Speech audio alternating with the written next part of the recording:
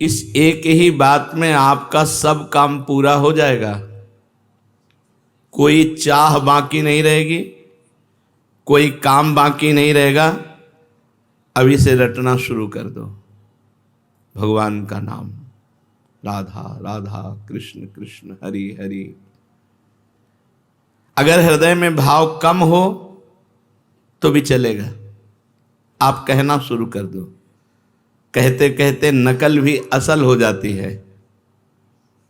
काम धंधा करते हुए, रसोई बनाते हुए, झाड़ू देते हुए, जल भरते हुए, अपना व्यापार करते हुए, नौकरी करते हुए, हर समय रटते रहो राधा राधा राधा। नियम अगर आप ले लें कि 5 मिनट में एक बार भगवान का स्मरण करेंगे, अर्थात कोई भी 5 मिनट खाली नहीं जाने पाएगा। अगर ये कर सको तो बहुत जल्दी 24 घंटे भजन होने लगेगा।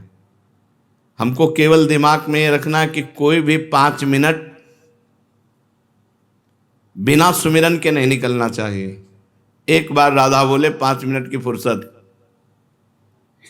फिर एक बार राधा बोले 5 मिनट की फुर्सत। चाहे जो काम कर रहे हो 5 मिनट में एक बार राधा बोल दो, फिर इसका कमाल देखो। आप अपने जीवन का परिवर्तन देखो, फिर आप अपनी कामनाओं की पूर्ति का वो मंगलमय महोत्सव देखो। करके तो देखो। बड़े बड़े कठिन काम कर रहे हैं लोग, धन प्राप्ति के लिए, मान प्राप्ति के लिए, यश प्राप्ति के लिए और लेकिन हम तुमसे कह रहे हैं कि नाम जप करके देखो। कोई भी काम कर रहे हो 5 मिनट में एक बार रुक जाओ राधा, फिर काम शुरू कर दो।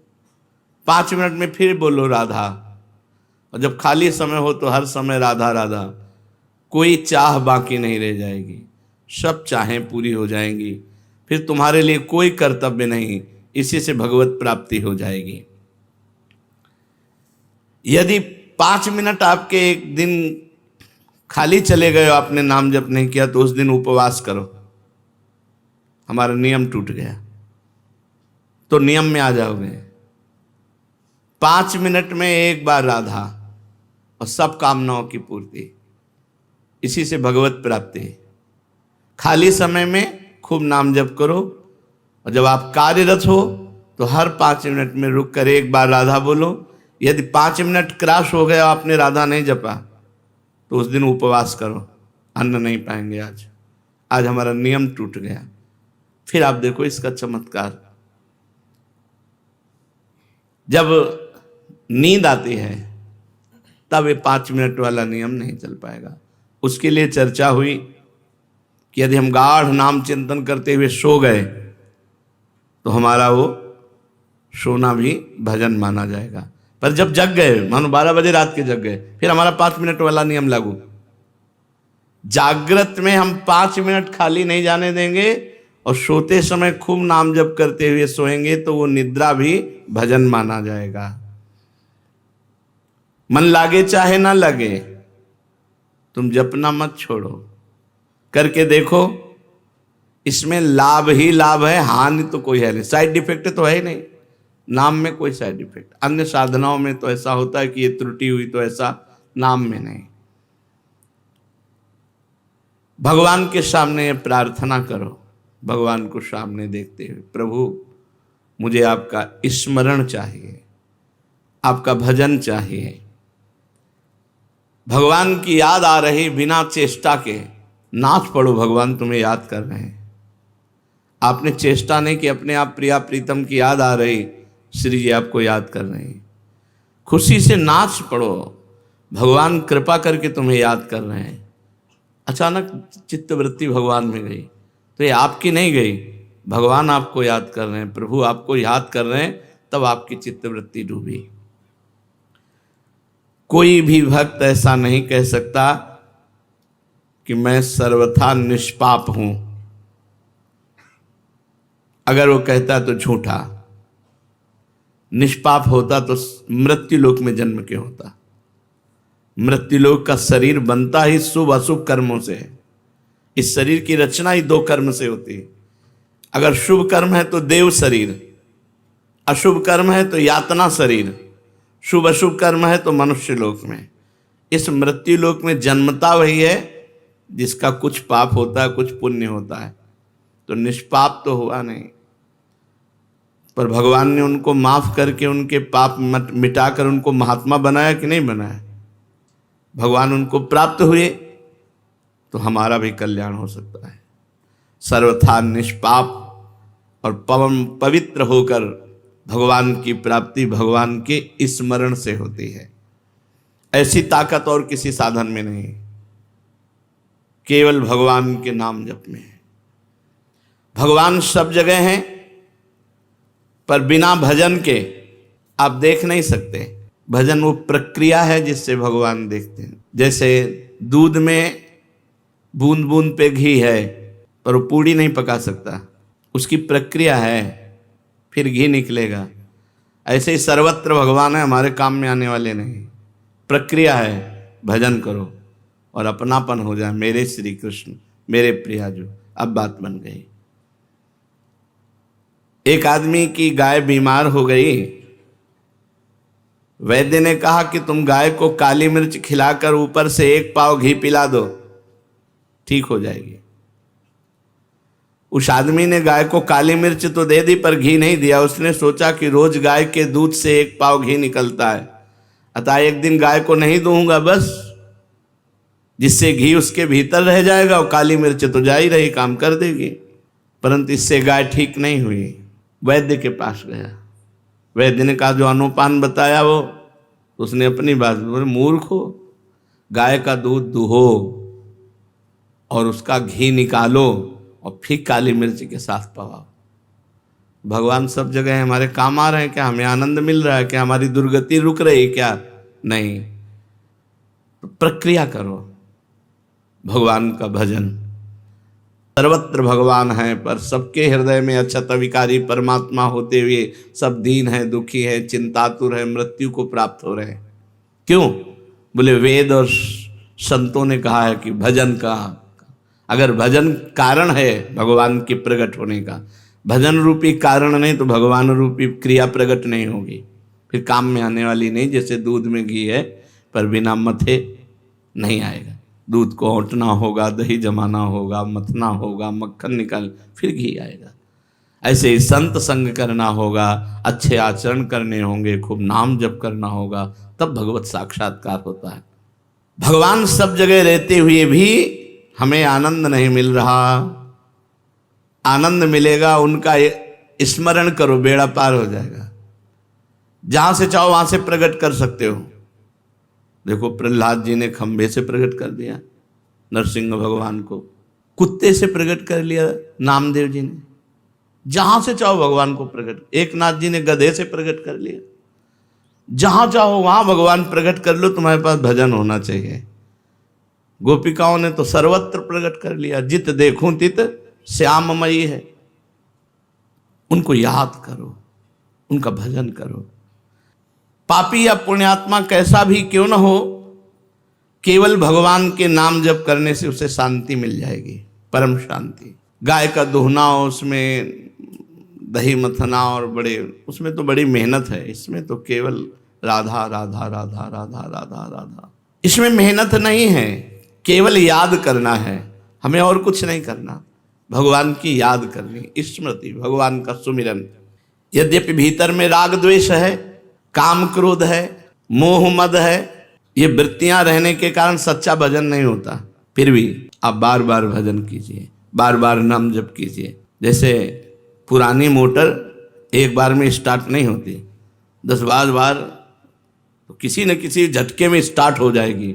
ऐसे ही हम बार बार राधा राधा राधा राधा, तो किसी में एक में कनेक्शन मिल गया, स्टार्ट हो गया राधा राधा राधा राधा राधा राधा।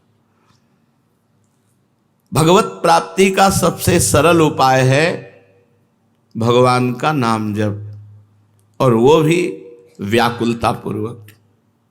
तद्विस्मरणेन परम व्याकुलते। अगर थोड़ा भी छूटे तो हृदय में व्याकुलता हो जाए। ये सब साधनों में महान साधन है। इससे पापी, पुण्यात्मा, मूर्ख, विद्वान, जवान, बूढ़ा, स्त्री, पुरुष कोई भी कर सकता है, सबके लिए छूट है। भगवान का नाम जप रूपी साधन सबसे तेज साधन है। ज्ञान योग, कर्म योग, भक्ति योग आदि कोई उपाय समझ में ना आए तो कोई जरूरत नहीं, बस केवल तुम हृदय से पुकारो, हे प्रभु मैं आपको भूल न जाऊं, और खूब नाम जप करो। मंत्रों में अनुष्ठानों में उतनी शक्ति नहीं जितनी शक्ति आर्त भाव से भगवान को पुकारने में है। राधा राधा राधा। तुम बीमार हो, तुम्हारी बीमारी मिट जाएगी, तो तुम्हारी नहीं मिटी तो हमारी क्या मिट जाएगी। ले जैसे कहे कि तुम बीमार हो, इसमें लिखा है सब बीमारी तुम्हारी मिट जाएगी। तुम्हारी किडनी फेल है, डायलिसिस होता है, बीमार हो तो तुम्हारी बीमारी नहीं। हम हर समय खूब आनंदित रहते हैं, श्री जी के बल से खूब प्रसन्न रहते हैं। कभी हमको शोक दुख, एक सेकंड के लिए चिंता नहीं होती कि मैं बीमार हूँ। वृंदावन में बैठा हूँ, झूठ थोड़ी बोलूँगा, एक सेकंड के लिए कभी गम नहीं होता कि मेरी किडनी फेल है, मैं बीमार हूँ। हर समय उत्साह, आनंद। राम बाण सब रोगों की एक औषधि, भगवान का नाम। गोस्वामी तुलसीदास जी महाराज, जासु नाम भव भेषज हरनि घोर त्रयशूल, जिसका नाम दैहिक दैविक भौतिक तापों का नाश करने वाला और भव रोग की अचूक रामबाण औषधि नाम। जासु नाम भव भेषज हरनि घोर त्रयशूल। कल्याण की प्राप्ति का, मोक्ष की प्राप्ति का सुगम सीधा उपाय, भीतर से नाम जप करते रहो, अंदर ही अंदर नाम जप करते रहो। आपका कल्याण होगा होगा होगा। 3 बार कह रहे हैं, नहीं तो मैं आपका अपराधी।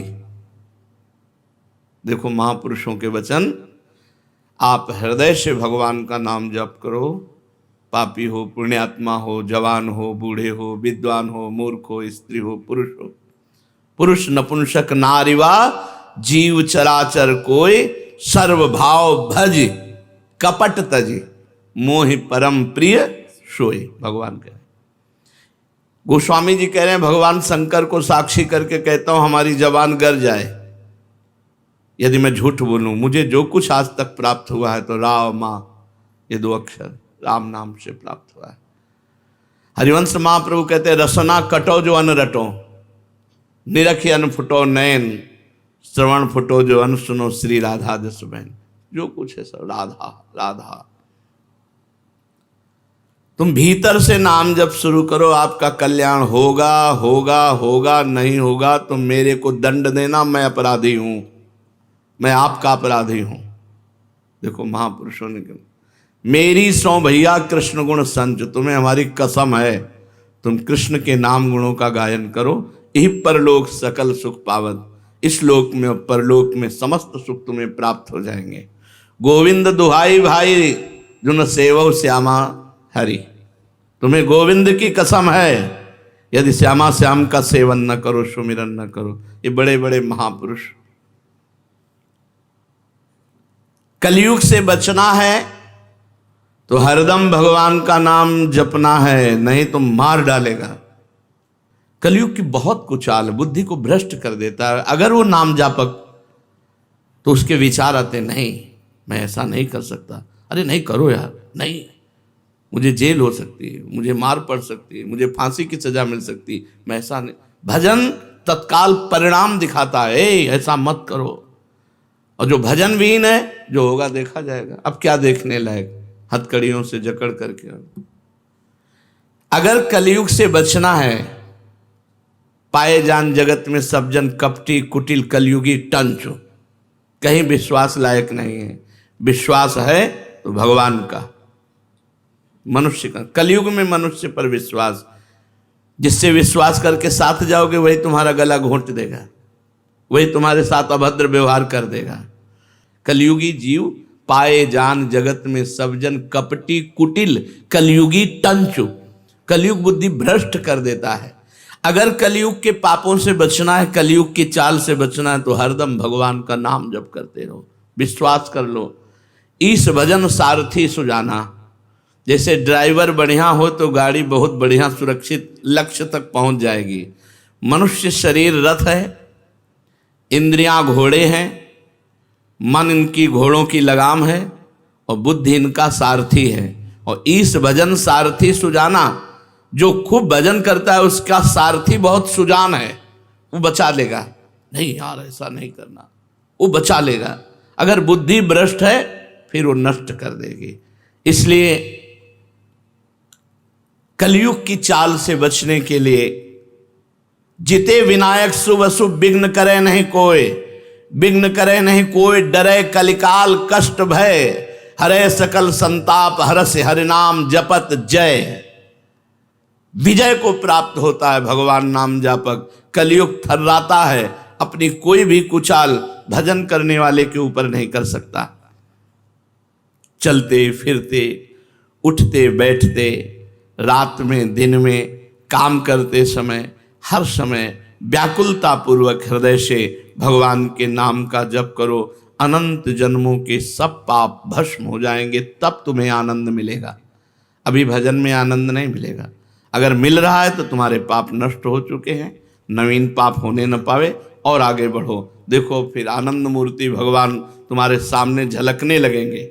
भजन करने वाले के भावना में प्रभु आने लगते हैं। वो सुंदर रूप बस उसको फिर और कुछ सुहाई नहीं देता। जब तक ये स्थिति ना आवे तब तक भजन करते रहो, मन मार के करते रहो, बिना स्वाद के करते रहो, बिना भाव के करते रहो, पहुंच जाओगे। अपनी निर्बलता और भगवान की कृपा शक्ति पर विश्वास रखो। अनुभव करो कि मैं निर्बल हूं, मेरी सामर्थ्य नहीं की। इत बौना आकाश फल, बौना आकाश फल कैसे प्राप्त कर सकता है? मैं निर्बल हूं, लेकिन मेरे प्रिया जो बहुत कृपालु हैं, मेरे प्रभु बहुत कृपालु हैं। अपनी निर्बलता का अनुभव और प्रभु की कृपा पर विश्वास, ये दो बातें हैं और नाम जप हो रहा है तो विश्वास कर लो, तुम्हारे काम क्रोध लोभ मोह मद मत्सर सब मिट जाएंगे। अपनी निर्बलता का और भगवान की कृपा का और नाम जप, ये भाव का विषय है। अपने में बल का अभिमान ना होने पावे। जैसे उफनते हुए दूध में ठंडा पानी डालो तो वो शांत हो जाता है, ऐसे ही नाम जापक के काम क्रोध लोभ मोह मद ये सब शांत होने लगते हैं। जितना अधिक नाम जप करोगे उतनी शांति प्राप्त होती चली जाएगी। अगर भगवान में प्रेम चाहते हो तो भगवान की शरण में होकर भगवान का नाम जप करो। कहते रहो प्रभु मैं आपका हूं, प्रभु मैं आपका हूं। जो काम वर्षों में नहीं हुआ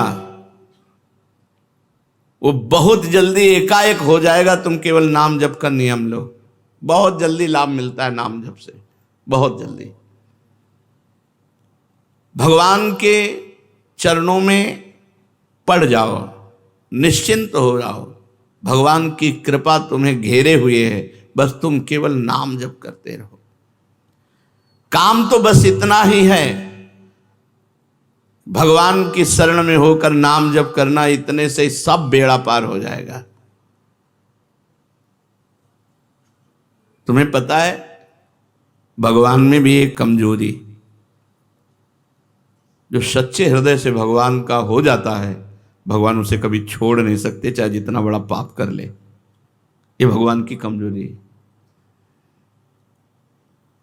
यहां कह रहे हैं भगवान की बड़ी भारी पोल तुम्हें बता रहे हैं। जो सच्चे हृदय से हम तो प्रिया जो, अब उससे बड़े अपराध बन गए, बड़े पाप बन गए, भगवान उसे छोड़ नहीं सकते। सूरदास जी ने एक पद में लिखा है, विमुख भये निमिषहु न अकृपा, जब चितये तब वैसे। भगवान की तरफ पीठ करके संसार में चला गया, मनमानी आचरण किया, फिर होश आया, फिर लौटा तो देखा कि प्रभु अकृपा नहीं की, वैसे ही करुणा की हुई, वैसे ही प्यार, वैसे ही दुलार। भगवान की बड़ी भारी पोल है कमजोरी। जो सच्चे हृदय से कह देता है प्रभु मैं आपका हूं, प्रभु उसे कभी छोड़ नहीं सकते। ये बात पक्की समझ लो। प्रभु में एक कमजोरी है, वो छोड़ नहीं सकते। अरे बड़े दयालु, कृपा सिंधु, दया सिंधु, ऐसे थोड़ी कहे गए हैं। अगर आप सच्चे हृदय से पुकारो तो बहुत जल्दी आपके नेत्र गोचर हो जाएंगे। कौन चाहता है भगवान से मिलना? हृदय से देखो। हृदय से हम भोग भोगना चाहते हैं, हम अच्छा खाना चाहते हैं, चैन से सोना चाहते हैं, हम जो चाहें वो मिलता रहे। भगवान की चाह हो गई जिनको, उनको भगवान न मिले, ऐसा हो कैसे सकता है? भक्त जहां कहीं भी, चाहे धीरे से बोले, चाहे जोर से बोले, चाहे मन से बोले, भगवान अपने कानों से सुनते रहते हैं उसकी बात। मन ही मन वो भगवान से बात कर रहा तो भगवान मन में बैठ के सुन रहे हैं, वाणी से कह रहा है तो भगवान पास बैठ के सुन रहे हैं। भगवान तुम्हारी बात सुन रहे हैं, विश्वास करो। ऐसा कभी मत सोचो कि मैं जो बोल रहा हूं भगवान नहीं सुन रहे। भगवान से प्रार्थना करो कि हे नाथ, आप मुझे मृत्यु लोक में रखें या स्वर्ग लोक में रखें या नरक लोक में रखें, अपमानित रखें या सम्मानित रखें, दुखी रखें या सुखी रखें, जैसे चाहो वैसे रख लो। एक बात हमें दे दो, आपका भजन न छूटे। भक्ति यही मांगता है, जैसे चाहो वैसे रखो। तो फिर हमें शिकायत क्या है? भजन न छूटे, हमारा भजन चलता रहे। प्रभु, मैंने ना जाने किन किन जन्मों में आपके प्रतिकूल क्या क्या आचरण किया, इसका मेरे को पता नहीं, पर किया होगा। मैं आपसे प्रार्थना नहीं कर रहा हूं कि आप उन कर्मों को भस्म कर दीजिए, उन कर्मों का दंड मुझे दीजिए। मैं भोगने के लिए तैयार हूं। मुझे किसी परिस्थिति से भय नहीं, मुझे कोई असंतोष नहीं, पर एक चाह है, आपका भजन न छूटे।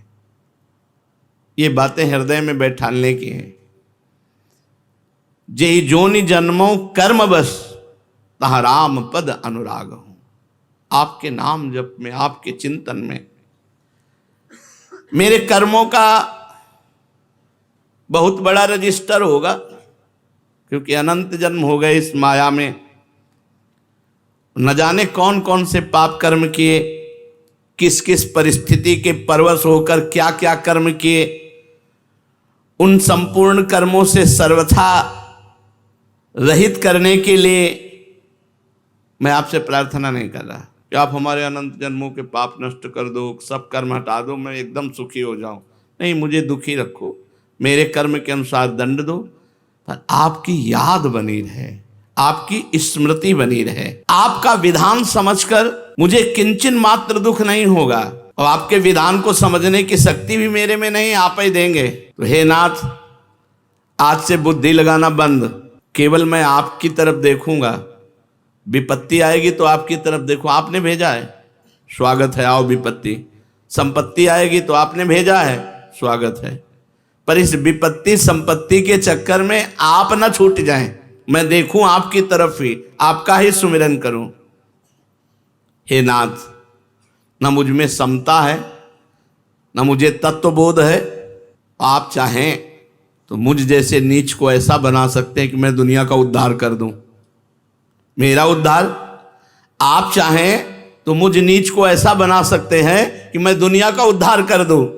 इसलिए मेरे स्वामी, मैं केवल आपका भजन चाहता हूं, केवल आपका चिंतन चाहता हूं, आपका स्मरण चाहता हूं। भगवत स्मरण समस्त साधनों का सार है। भगवान को जो याद कर रहे हैं, उनके जन्म के अमंगल नष्ट हो रहे हैं। बहुत बड़ा हिसाब रखा हुआ, सब नष्ट होता जा रहा है। लाभ ही लाभ उनके जीवन में, हानि शब्द है ही नहीं। सत्संग की बात को पकड़ लो। भगवान के नाम जप स्मृति से बढ़कर कोई साधन नहीं, सबकी सार बात है।